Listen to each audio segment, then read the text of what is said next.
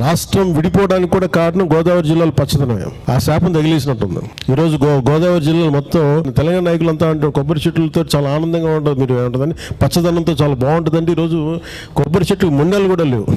అంత దిష్టి తగిలింది కోనసీమకి. నరుడు దృష్టికి నలరాయన పగిలిపోతుంటారు. అంత దిష్టి తగిలింది కోనసీమకి.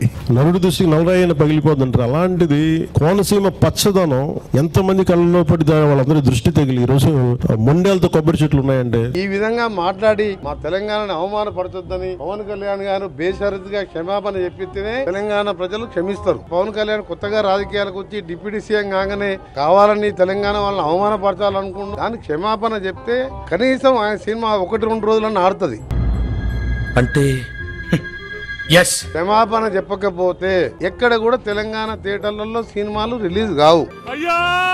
ఎక్కడ కూడా తెలంగాణ థియేటర్లలో సినిమాలు రిలీజ్ కావు. సినిమాటోగ్రఫీ మినిస్టర్ గా నేను చెప్తున్నా ఈ మాట. దీన్ని తెలంగాణ వాదులు గాని సమైక్యవాదులు గాని ఆపొద్దు.